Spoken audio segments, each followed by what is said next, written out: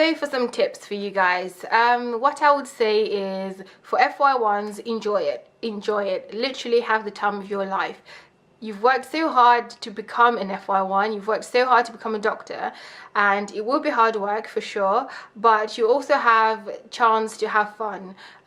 There is a doctor's mess near enough in every hospital in the UK, and there is a doctor's mess committee, and these people plan events for doctors around the hospital, so you will find that you will make friends very quickly. You're with other FY1s, you're all starting on the same day, and you're all starting in a new hospital on the most part. You know, you've never been in this hospital before, and you're starting with other people that have never been in this hospital before, so you make friends very quickly. For FY1s, I would say don't worry about saving money for the first couple of months. You know, spend your money. Geez, you worked so hard for this. You've not been earning a good wage for a long time, for 5 or 6 years, and so this is your chance to just, you know, go on holidays and buy stuff that you want to do for the first couple of months. Obviously, saving is a good thing and I recommend it, but certainly for the first couple of months, just live.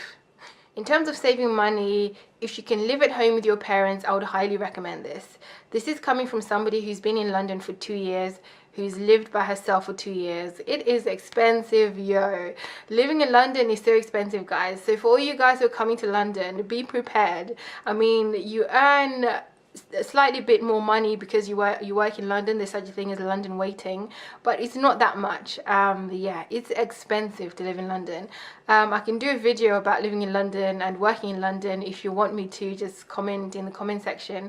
But yeah, if you can live at home, by all means live at home with your parents. My friends that have lived at home with their parents have saved imminently more money than I have saved in the 2 years that I've been in London, honestly.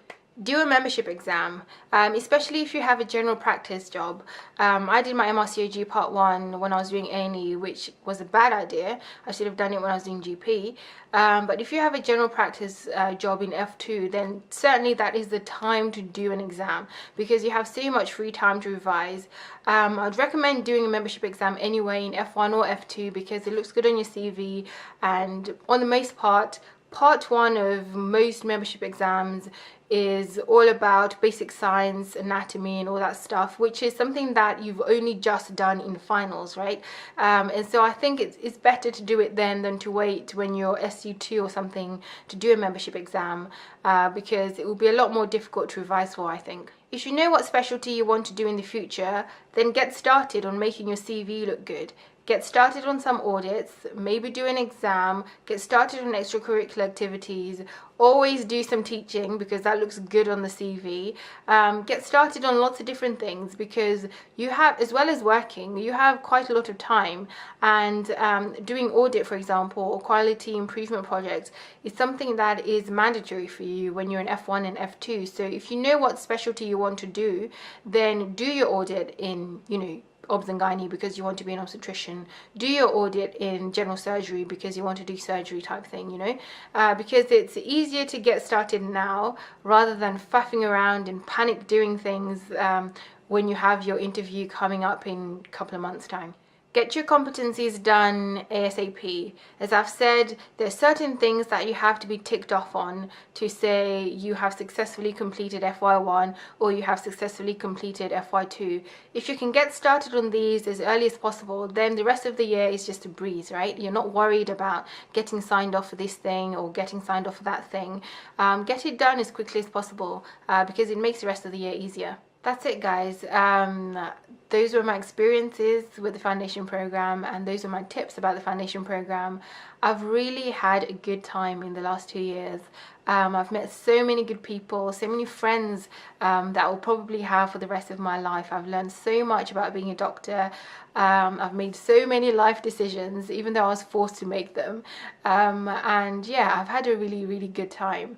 Don't worry so much if you don't get a rotation that you don't want to do, or even if you don't get a rotation in a specialty that you want to do. So for example, I wanted to do obs and gynae, and I was lucky enough to get a rotation in obs and gynae. But even if I hadn't got a rotation in obs and gynae, it would have been fine, because you can still do taster weeks in a rotation that you want to experience, you know. So don't worry about it.